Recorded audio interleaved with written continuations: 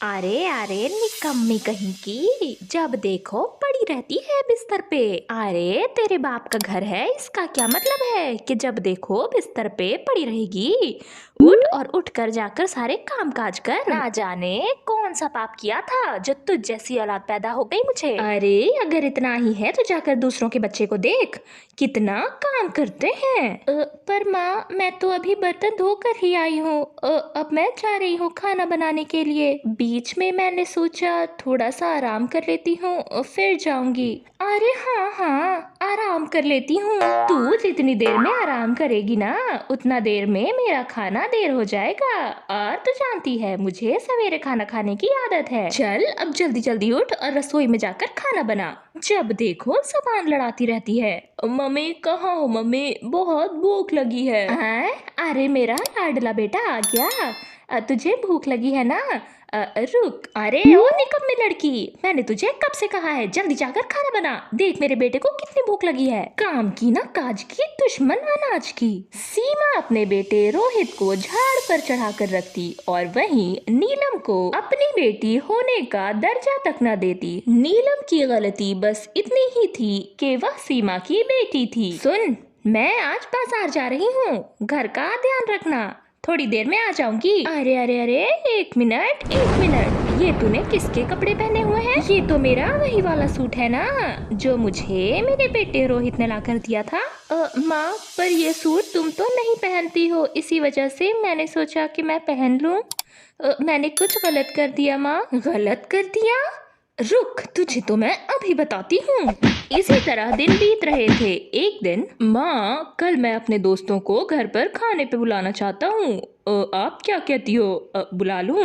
अरे हाँ हाँ मेरा बेटा, तू जो चाहता है तू वो कर। तू चाहे तो मुझे काट कर अपने दोस्तों को भी खिला दे। ठीक है, मैं कल ही अपने दोस्तों को बुला कर ले आता हूँ। रोहित का दोस्त विजय। घर आते ही विजय की मुलाकात नीलम से हुई। रोहित, ये जितने भी खाने हैं ये किसने बनाया है? जरूर तेरी मम्मा ने बनाया होगा ना? अरे नहीं नहीं, ये सारे खाने तो मेरी बहन ने बनाए हैं। नीलम नाम है उसका। ओह अच्छा अच्छा, नीलम ने बनाए हैं। अच्छा, वही जिससे मैं दरवाजे पर मिला था। उस दिन के बाद से विजय का आना जाना रोहित के घर शुरू हो गया। विजय मन ही मन नीलम को पसंद कर रहा था। एक रोज सीमा ने नीलम और विजय को बातें करते हुए पकड़ लिया। बस फिर क्या था, सीमा ने नीलम को इतनी बुरी बातें कही कि नीलम का तो दिल ही भर आया। अरे तुझ जैसी औलाद तो मुझे पैदा ही नहीं होनी चाहिए थी, पता नहीं कहाँ से मेरी कोख से जन्म ले लिया तूने। अरे ना बाबा ना, अब मैं तुझे और बर्दाश्त नहीं करूंगी। ना जाने कल को तू कैसा कदम उठा ले। चल मैं तेरी शादी करा देती हूँ। हाँ ये सही रहेगा। लंगड़ा लूला भिखारी जैसा भी हो, बस तेरी शादी हो जाए, मेरे सर से तो बोझ उतर जाएगा। माँ ऐसा मत करो, मेरी कोई गलती नहीं है। इसी बीच सीमा नीलम के लिए लड़के देखने लगी। रोहित ने भी विजय से लड़के के बारे में बातें की। विजय के तो पैरों तले जमीन ही खिसक चुकी थी, वह नीलम को पसंद जो करता था। दरअसल मैंने ये बात तुमसे हमेशा से छुपाई है रोहित, पर मैं नीलम को बहुत पसंद करता हूँ। प्लीज यार मेरी बात मान, मेरी शादी करवा दे यार उससे, प्लीज मैं तेरे हाथ जोड़ता हूँ। रोहित ने सारी बातें आकर अपनी माँ सीमा को बताई। सीमा को तो अपने सर से बोझ ही उतारना था, उसने 2 मिनट में ही हाँ कह दी। इस लड़की को अच्छा लड़का मिले या बुरा लड़का मिले मुझे उससे कोई फर्क नहीं, बस इसे मेरे घर से जाना ही होगा। मुझसे इसकी शक्ल बर्दाश्त नहीं होती, बदसूरत कहीं की। सीमा ने नीलम और विजय की शादी करवा दी। सीमा जिसने कभी भी माँ का प्यार नहीं पाया, वह ससुराल जाते बहुत डरी सहमी होती है। बेटी तुम मुझे अपनी माँ समान ही समझना, मैं तुम्हें कभी भी रोने नहीं दूंगी, तुम मेरी बेटी के समान ही हो। मेरा एक ही तो बेटा है विजय, मुझे बेटी की बहुत ख्वाहिश थी, पर भगवान ने मुझे बेटी नहीं दी। लेकिन देखो ना, आज मेरे सामने मेरी बेटी खड़ी है। नीलम बेटी, तुम्हें किसी भी चीज की कमी हो मुझसे जरूर कहना, और विजय तुम्हें परेशान करे तो वो भी मुझसे कहना। अपनी सास की बातें सुनकर नीलम भावुक हो गई। क्या मैं आपको माँ कह सकती हूँ? मेरी अपनी माँ ने मुझसे कभी इतने प्यार से बातें नहीं की। उनके सर पे तो मैं हमेशा से एक बोझ ही थी, जो आज उन्होंने अपने सिर से उतार फेंका। अरे ऐसा नहीं कहते बेटी, तुम हमारे घर में आई हो। फेंका किसने है तुम्हें? तुम यहाँ मेरी बेटी बन के रहोगी, मेरी अपनी बेटी। आज नीलम को एहसास हुआ कि असली माँ का प्यार क्या होता है। जरूरी नहीं कि हर बार जन्म देने वाली माँ ही माँ हो। अनुपमा एक गरीब की पत्नी थी। अनुपमा और उसके पति बिरजू ने भागकर शादी की थी। अनुपमा एक गरीब परिवार से ना होकर एक बहुत ही अमीर परिवार से थी, और वहीं बिरजू उसके घर का ड्राइवर था। बिरजू की अच्छी नीयत और उसका भला व्यवहार देखकर अनुपमा उसकी तरफ आकर्षित होने लगी, और देखते ही देखते दोनों एक दूसरे को पसंद करने लगे, और कुछ ही दिनों के अंदर दोनों ने शादी कर ली। अनुपमा के घर वाले इस शादी से राजी ना थे, जिसकी वजह से उन्होंने अनुपमा को अपने घर से हमेशा हमेशा के लिए निकाल दिया। आज से तुम्हारा और हमारा रिश्ता हमेशा हमेशा के लिए खत्म। जाओ यहाँ से, तुम मेरी बेटी नहीं हो। अनुपमा बहुत उदास हुई और फिर उसने बिरजू के साथ ही अपना घर बसा लिया। बिरजू और अनुपमा दोनों आपस में बहुत खुश थे, पर एक दिन ना जाने किस्मत को क्या मंजूर था। बिरजू ड्राइविंग करते करते खाई से नीचे गिर गया और वहीं उसकी अचानक मृत्यु हो गई। छोड़कर चले गए मुझे बिरजू। मैं तो इस घर में तुम्हारे भरोसे आई थी। मैं अब यहाँ अकेले कैसे जीऊंगी? बिरजू को गए हुए 2 से 3 दिन हो गए थे, और बिरजू के जाने के साथ घर का राशन पानी भी चला गया था। अनुपमा का भाई रवि एक दिन अनुपमा के घर आया। अरे बहना, ये तुमने क्या हालत बना के रखी है अपनी? देखो, मैं जानता हूँ जो कुछ तुमने किया वो गलत था। तुम्हें मम्मी पापा की मर्जी से शादी करनी चाहिए थी, पर अब होने को कौन टाल सकता है भला। देखो अनुपमा, मैं तुम्हें यहाँ से ले जाने आया हूँ। तुम आखिर हो तो मेरी बहन ही ना। चलो तुम मेरे घर में रहना। रवि अनुपमा को अपने घर ले आया। रवि की पत्नी सोनाक्षी व्यवहार से बहुत ही चंचल थी। उसके मुंह में जो आता वह भट से बोल दिया करती। ओफो, ले आए अपनी बहन को? अच्छा ठीक है, अब जो भी है, जब ले ही आए हो तो मिलकर काम करेगी मेरे साथ किचन में। मुफ्त की रोटियां तो नहीं तोड़ने दूंगी ना। अरे भाभी, आप चिंता क्यों करती हो? मैं घर के सारे काम कर दिया करूंगी। इसी तरह एक दिन अनुपमा रसोई में खाना बना रही थी कि तभी उसका भाई रवि वहां आता है। अनुपमा, देखो, तुम यहाँ कई दिनों से हो और अब मुझे नहीं लगता कि मैं तुम्हें यहाँ रख पाऊंगा। देखो अनुपमा, मुझे तुम्हारे यहाँ रहने से कोई तकलीफ नहीं है, पर तुम सोनाक्षी को जानती हो ना, वो अब इस चीज़ के लिए राज़ी नहीं है। मुझे माफ़ कर देना, मैं तुम्हारा बंदोबस्त कहीं और कर देता हूँ। अनुपमा को ये बात दिल पर लग गई। अरे नहीं भैया, आप क्यों बंदोबस्त करेंगे मेरा? मैं खुद ही चली जाती हूँ यहाँ से। कोई सड़क फुटपाथ पे रह लूँगी। मेरा रिश्ता ही क्या है आपसे? कहते हुए अनुपमा की आंखों में आंसू आ गए और रात ही वह वहाँ से चली गई। रात के 12 बज रहे थे और एक बूढ़ी औरत वहाँ पर जलेबियाँ बना रही थी। सुनो अम्मा, क्या मुझे 2 जलेबियाँ दे सकती हो? मुझे बहुत भूख लगी है, पर मेरे पास पैसे बिल्कुल भी नहीं है। ले लो बेटी, जलेबियाँ ले लो। भूख लगी है तो जलेबियाँ खाओ। पैसे का क्या है, पैसे तो आते जाते रहते हैं। तुझे खिलाकर थोड़ा सा पुण्य कमा लूंगी। जलेबियाँ खाते खाते अनुपमा उस बूढ़ी औरत को अपनी सारी कहानी सुनाती है। बेटी, बहुत अफसोस हुआ मुझे ये सब सुन के। अब क्या करोगी अम्मा, जो होना था वो तो हो गया। वैसे अम्मा, तुम ये सब जलेबियाँ कैसे बनाती हो? क्या तुम मुझे सिखाओगी? हाँ बेटी, क्यों नहीं। वैसे भी अब मैं बूढ़ी हो गई हूँ, मैं तुम्हें जलेबियाँ बनाना सिखाऊंगी तो मुझे थोड़ा आराम भी हो जाएगा। तुम जलेबियाँ बना दिया करना और हम साथ बेचा करेंगे। अम्मा, ये बुरा आइडिया तो नहीं है। वह बूढ़ी औरत अनुपमा को जलेबियाँ बनाना सिखाती है। कुछ दिन बीत गए। वाह बेटी, तुमने तो मुझसे भी कई ज्यादा स्वादिष्ट जलेबियाँ बनाई हैं। हम रात को जलेबियाँ फेंट लिया करेंगे और सुबह गर्मा गर्म तलकर ग्राहकों को खिलाया करेंगे। अनुपमा की गर्मा गर्म जलेबियाँ खाकर सारे ग्राहक बहुत खुश हुए। एक दिन जलेबियाँ बनाते हुए उसने अपने भाई रवि को देखा। वह दर दर भटक कर सबसे नौकरियाँ मांग रहा था, पर उसे कोई नौकरी देने को तैयार ही न था। भैया, क्या हुआ? आप यहाँ क्या कर रहे हैं? अनुपमा, मैं तुम्हें कैसे बताऊं सारी बात। तुम्हें पता है, सोनाक्षी मेरी सारी प्रॉपर्टी अपने नाम करवा कर लेकर चली गई और मुझे तलाक दे दिया। मेरे पास अब एक फूटी कौड़ी नहीं है। मैं क्या करूं? मैं कैसे जीऊंगा? और तो और वो घर भी उसने अपने नाम करवा लिया है। भैया, आप शांत हो जाइए, हम मिलकर एक रास्ता निकालेंगे। मेरी बहन, मुझे माफ कर दे। मैंने उस झूठी औरत की बातों में आकर तुझे घर से निकाल दिया। अरे कोई बात नहीं भैया, अगर ऐसा कुछ ना हुआ होता तो भला मैं आज इतनी बड़ी जलेबी की दुकान की मालकिन थोड़े ही होती। भैया, अगर आपके पास कोई काम नहीं है तो क्या आप मेरा हाथ बटाएंगे इस जलेबी की दुकान चलाने में? हाँ बहन, क्यों नहीं। के बाद से वह बूढ़ी औरत दुकान पर जलेबियाँ बेचा करती और रवि और अनुपमा खूब मेहनत से जलेबियाँ बनाया करते। बंटी, क्या तू मुझे वो खिलौने देगा जो तू मुझे कल दिखा रहा था? मैं तुम्हें कैसे दे दूंगा?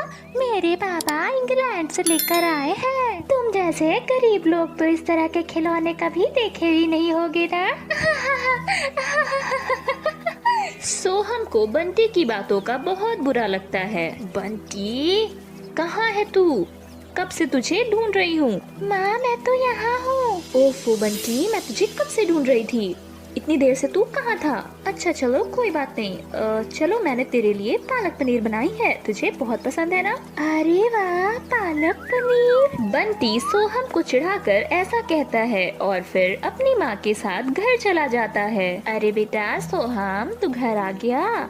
चल जल्दी जल्दी मुंह हाथ धो ले, मैंने आज तेरे पसंद के आलू के पराठे बनाए हैं। माँ, मुझे आलू के पराठे नहीं खाने हैं। अच्छा, तो क्या खाना है मेरे बेटे को? मुझे भी वही खाना है, पागल पनीर। बेटा, वो पागल पनीर नहीं, पालक पनीर होता है। हाँ हाँ, जो भी है, मुझे भी वही खाने हैं। बंटी की मामा ने उसके लिए पागल पनीर बनाया था। अरे मेरे लाल, हम उनकी तरह नहीं हैं। फिर सुमन को एहसास होता है कि वो इस तरह की बातें अपने छोटे से बेटे को कैसे ही समझाएगी, तो फिर वो अपना मुंह बंद कर लेती है। अच्छा, ठीक है सोहम, मैं तेरे लिए पागल पनीर जरूर बना दूंगी।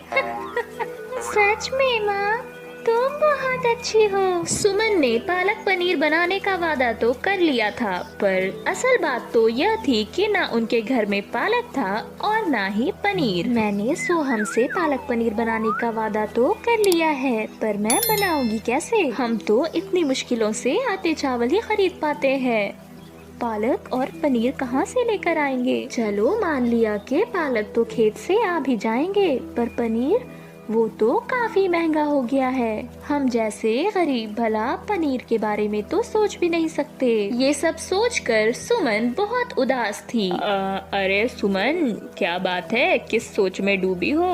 अरे आप आ गए।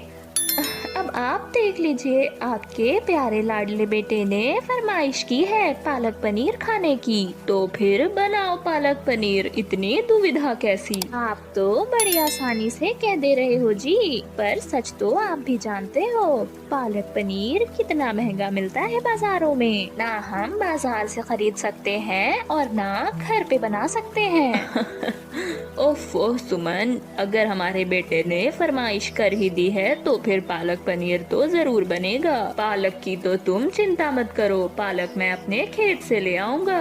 और रही बात पनीर की, तो मैं अभी जाकर देखता हूँ। राम मोहन उदास मुंह से वापस घर लौटता है और कहता है, अरे नहीं नहीं सुमन, वाकई में पनीर तो बहुत महंगी है। देखा, मैंने कहा था ना कि पनीर बहुत महंगी है। पर आप चिंता मत करो, मैंने इसका उपाय खोज लिया है। सुमन खूब सारे मूंगफली लेकर आती है। हे भाग्यवान, अब तुम पालक पनीर में इस मूंगफली का क्या करोगी? आप बस देखते जाओ जी। सुमन ने मूंगफली को पीस दिया और फिर उसमें पानी डाला और फिर उसे छान लिया। ये देखो जी, ये रहा मूंगफली का दूध। अब हम इसे फाड़ेंगे और इसमें से निकालेंगे पनीर। अरे वाह सुमन, तुम्हारे दिमाग की तो दाद देनी पड़ेगी। सुमन मूंगफली के पनीर का छोटा छोटा टुकड़ा करती है और फिर पालक में डाल देती है। सोहम, ओ सोहम, देख तेरी पालक पनीर तैयार है। चल जल्दी जल्दी आके खा ले। माँ, ये तो बहुत स्वादिष्ट है। सच में सुमन, तुम्हारी पालक पनीर का तो कोई जवाब ही नहीं। अच्छा सुनो, वो हरिहर जी है ना पास के, उनसे मैं बात करता हूँ। अजी, पर किस बारे में बात करनी है आपको? ओहो देखो, मैं तो तुम्हें बताना ही भूल गया। हरिहर जी का ढाबा है ना, वो उसे बंद करने के लिए कह रहे थे, पर मैंने उन्हें ऐसा करने से मना कर दिया। मैंने कहा कि वो दुकान मुझे दे दें और मैं उन्हें धीरे धीरे पैसे चुका दूंगा। अरे पर दुकान लेकर आप करेंगे क्या? ओहो सुमन, तुम अभी तक नहीं समझी। हम लोग मिलकर वहाँ ढाबा खोलेंगे और तुम यही पालक पनीर वहाँ भी बनाओगी। अब सुमन को धीरे धीरे सब कुछ समझ में आ रहा था। वो इस चीज के लिए राजी हो जाती है और फिर वो दोनों एक छोटा सा ढाबा खोलते हैं जिसका नाम सोहम भोजनालय होता है। पालक पनीर तो लोगों ने खूब खाए थे, पर सुमन के हाथ के पालक पनीर का जादू तो कुछ और ही था, जो धीरे धीरे लोगों के दिलो दिमाग पर छा रहा था। राम मोहन ने जैसा सोचा था बिल्कुल वैसा ही हो रहा था। लोग सुमन के पालक पनीर का आनंद खूब ले रहे थे। इसी तरह एक साल बीत गए। अब सुमन और मोहन की मेहनत से उनके सर पे अच्छी खासी छत हो गई थी और अब वो सोहम को भी हर चीज दे सकते थे जो कभी सोहम चाहा करता था। अरे सोहम, तेरे पास इतनी बड़ी कार कहाँ से आई? वो ये मेरे बाबा ने मुझे लेकर दिया है। तू इससे खेलना चाहता है? हाँ, मैं भी इससे खेलना चाहता हूँ। बंटी ने जैसा किया था, सोहम बिल्कुल भी वैसा ना करके उसे अपना खिलौना खेलने को दे देता है। बंटी को भी अपनी गलती का एहसास हो गया था और फिर अब वो दोनों पक्के दोस्त बन गए थे। माँ के सामने अगर एक शब्द भी कहा तो छोड़ूंगी नहीं तुम्हें, समझी? कलूटी कहीं की। पर अर्चना, तुम गलत कर रही हो। हाँ, ये तो तुम कहोगी ही ना, क्योंकि तुम तो ठहरी काली कलूटी। तुम्हें कोई भाव दे तब तो साफ साफ कहो ना, तुम्हें जलन होती है वरुण मुझे भाव देता है तो। हाँ सुन, ये पर्स लेके घर पे जा और खबरदार जो माँ को कुछ बताया कि मैं कॉलेज नहीं वरुण के साथ बाहर गई हूँ, वरना दोनों आँख निकाल कर कंचे खिलवा दूंगी। मौली डर कर जल्द से जल्द घर पहुँचती है। मौली और अर्चना सौतेली बहनें थीं। उनके पिता रामदयाल ने सावित्री से शादी की और तभी उसे एक बेटी के पिता बनने का सुख प्राप्त हुआ। सावित्री, ये तूने क्या कर दिया?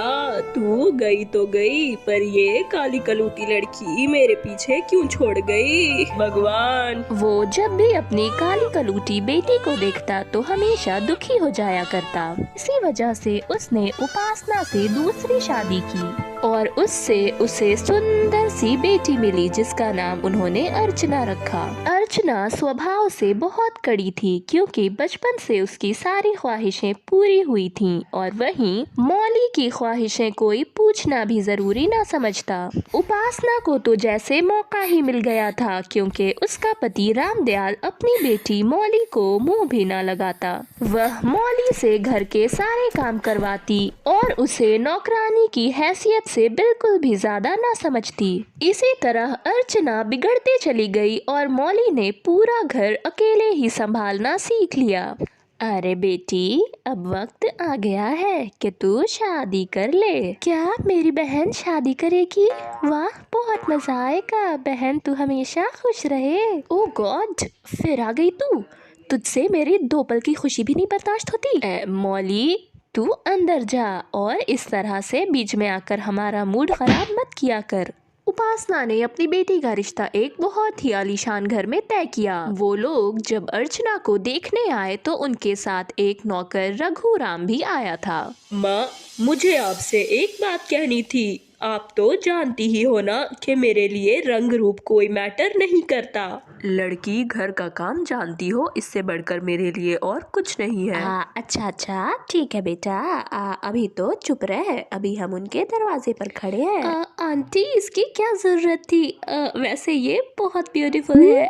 इतनी लग्जूरियस पैकेजिंग है और इसके अंदर लहंगा तो और भी ज्यादा सुंदर होगा। अब हमारी बहू इतनी सुंदर जो है, हम उसके लिए इतना तो करेंगे ही ना। अच्छा अच्छा रेवती बहन, अब आप सब बैठ जाइए, चाय नाश्ता तो करिए। अरे ओ मौली, चाय नाश्ता तो लेकर आ। मौली सबके लिए चाय नाश्ता लेकर आती है। अरे उपासना बहन, ये कौन है? ये तो हमारी नौकरानी है। वो क्या है ना कि मैं अपनी बेटी से ज्यादा काम नहीं करवाती। ज्यादा क्या, मैं तो उससे कोई काम करवाती ही नहीं। सारे घर के काम ये करती है, तभी तो इसका रंग देखो। क्या? अर्चना को घर के कोई काम नहीं आते? और आंटी, ये क्या बात हुई? घर के काम आपकी बेटी को नहीं आते और आप नीचाई से दिखा रही हैं? देखिए, मुझे इस तरह की मॉडर्न लड़की से शादी करने का कोई शौक नहीं है। हाँ, अगर मौली मुझसे शादी करना चाहती है तो मैं तैयार हूँ। अरे ये क्या कह रहे हो बेटा? तुम एक नौकरानी से शादी करोगे? अरे हाँ हाँ, ये तो हमारे घर की नौकरानी है। लोग क्या कहेंगे? बस करो उपासना, कितने झूठ बोलोगी? ये हमारी नौकरानी नहीं है, दरअसल ये मेरी बेटी है। रामदयाल ने विक्रांत को सारी बात बता दी। मुझे तो आप लोगों पर दया आ रही है। आप लोग इतने नीच कैसे हो सकते हैं? एक नन्ही सी लड़की पर इतना जुल्म! मैं तो भगवान का लाख लाख शुक्र अदा करता हूँ कि मुझे पहले ही ये सब कुछ पता चल गया। फिर विक्रांत मौली से कहता है, मौली, क्या तुम मुझसे शादी करना पसंद करोगी? मौली को तो कुछ समझ ही ना आ रहा था कि वो अब क्या करे, पर वो अब इस माहौल में और ना रहना चाहती थी, इसी कारण उसने इस शादी को हाँ कह दी। अगले दिन अरे माँ, ये किसके लिए है? इतना खूबसूरत लहंगा। हाँ बेटा, ये उन लोगों ने मौली के लिए भेजा है। इतनी काली कलूटी लड़की पर इतना सुंदर लहंगा जचेगा भी नहीं। हाँ? ओफो, बस करो माँ, कब तक उसे काली होने के ताने देते रहोगी? वो काली है तो क्या हुआ, उसकी किस्मत तो देखो। और आप लोगों ने मुझे क्या बना दिया।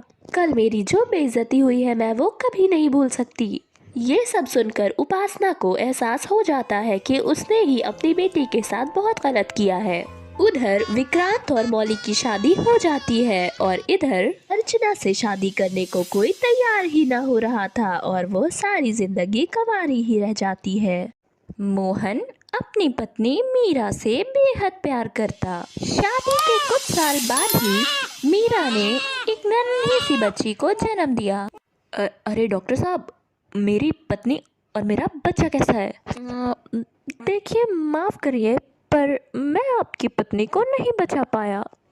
ये सुनते ही मोहन के आंखों से आंसू बहने लगते हैं।